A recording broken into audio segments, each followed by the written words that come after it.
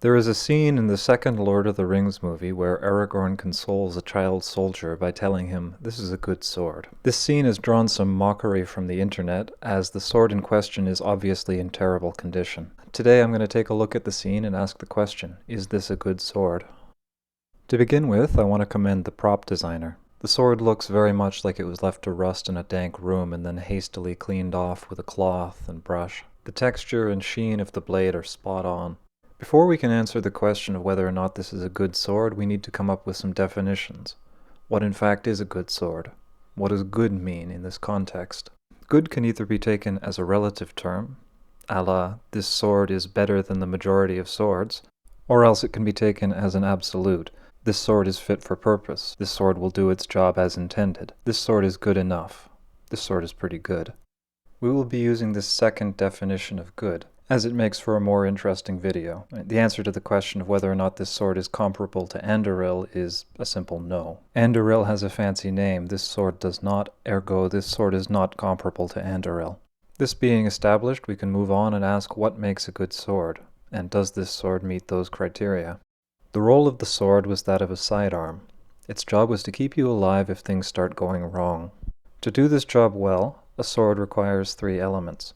It has to be sharp enough to cut flesh, it has to be nimble enough to block an incoming blow, and it needs to not break under stress. To the first, we obviously can't test it, but it's not that difficult to sharpen a blade, and in the Middle Ages most people would have this skill, so we can say that the sword has been at least crudely sharpened. But what about the battle damage? All those nicks and cuts along the blade, surely those will impact its cutting ability. When a sword receives damage like this, the metal around the cut can mushroom in, and the edges of the cut can be bent outwards into little barbs. These barbs will catch the fibers of an opponent's clothing, bunching them up and pulling them into the grooves, preventing a cut. However, this loss of ability can be mitigated fairly easily by the use of some simple tools. But even if unaddressed, a sword does not need to be able to chop someone in half in order to be fit for purpose. To demonstrate, I have created a monstrosity. This is about the worst sword anyone has ever made. It is made from a piece of angle iron with one end crudely flattened and sharpened, then a handle just wrapped on with twine. The blade is warped such that it will be unable to cut smoothly. The geometry of the blade and the handle prevent edge alignment. I then chopped up the edge with a hatchet to try and mimic the density of damage on the sword in question. I then gave it a once-over with a file just to remove the very worst of the damage. There are no longer any barbs protruding from either side of the edge, but the cuts themselves still have sharp corners to catch cloth. This is a bunch of paper wrapped around a stick with some old jeans wrapped around that.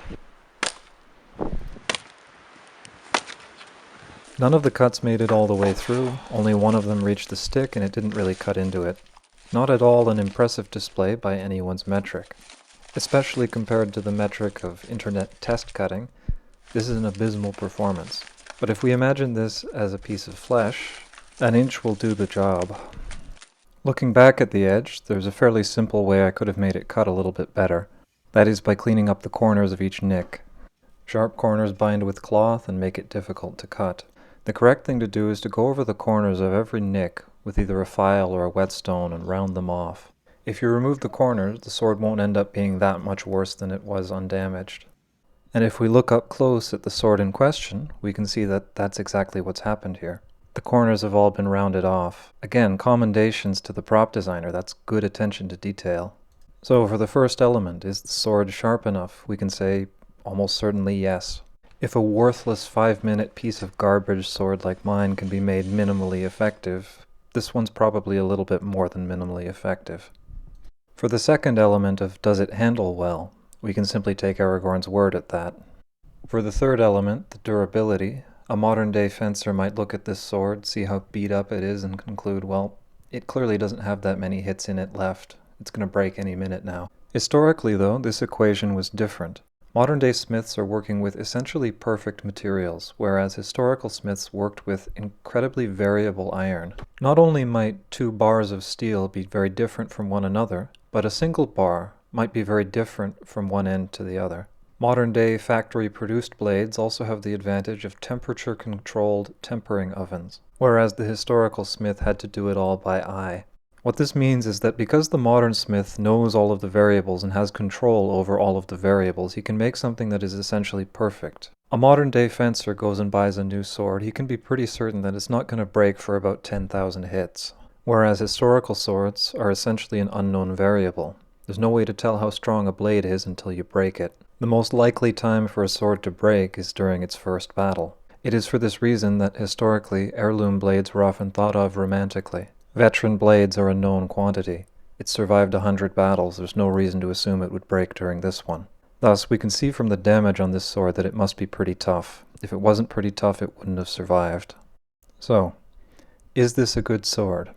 Well, sharpness can be assumed, handling is confirmed by Aragorn, the durability is confirmed by the damage.